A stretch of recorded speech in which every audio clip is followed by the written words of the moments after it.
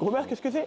Gromers, en fait, c'est un projet social, d'accord, qui embellit la culture urbaine par rapport à la coiffure, d'accord.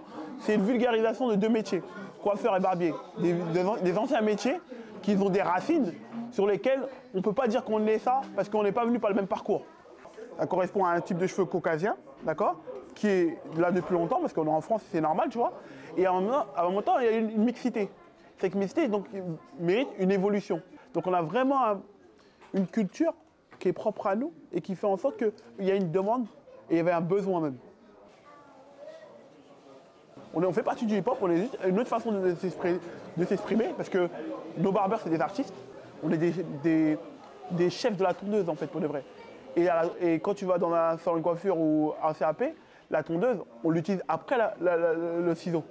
Tu vois? Nous, chez nous, on fait des dégradés à blanc. On fait des autres techniques, on fait des tapers, des choses que dans la coiffure, ils vont dire c'est pas de la coiffure pour de vrai. C'est pas ce qu'ils demandent. Nous, on fait des contours, des choses qui ne sont pas dans leur culture à eux. Alors, comment je l'ai créé? D'abord, j'ai mis mon projet sur papier. D'accord? Quand j'ai mis mon projet sur papier, je suis parti chercher des amis à moi qui pouvaient m'accompagner et qui avaient des compétences pour pouvoir faire en sorte que mon projet il voit le jour. D'accord? Pourquoi? Parce que j'avais déjà fait des projets autodidactement, mais j'avais fait beaucoup d'erreurs. Donc en voyant toutes les erreurs que j'avais faites, j'étais parti faire une formation.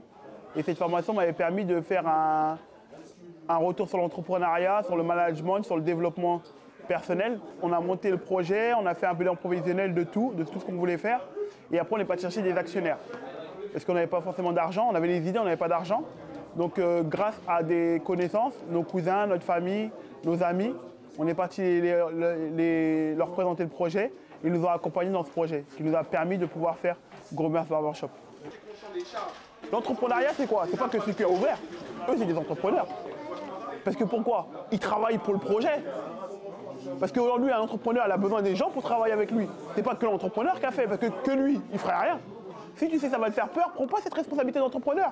Accompagne un entrepreneur dans un projet qui te correspond. Et tu verras qu'en fin de compte, tu as le même rôle que l'entrepreneur, en fait, pour de vrai. Donc concrètement, tu sais, le conseil à donner à quelqu'un qui va entreprendre, c'est apprends à savoir qui tu es. D'abord, quand tu sais qui tu es, tu vas savoir si je peux faire ou si je peux accompagner pour savoir c'est quoi ton rôle. Après, fais un truc où tu sais que quand tu vas te lever le matin, tu vas kiffer. Parce que la vie, elle est courte. Des fois, tu vas au travail, c'est difficile. Parce qu'un projet, c'est quoi? C'est tu te bagarres et à la fin, tu as ta récompense. Nos parents, ils sont bagarrés. Si à la fin, ils voient que nos enfants, ils ont réussi, ben, ils sont heureux. Et ben, c'est ça, nous aussi. Tu vois, on se bagarre pour qu'à la fin, il y ait quelque chose. C'est ça le projet. Tu vois? Donc, quand tu te lèves le matin, il faut que tu kiffes la vie. On a créé notre école. Et l'école, elle va ouvrir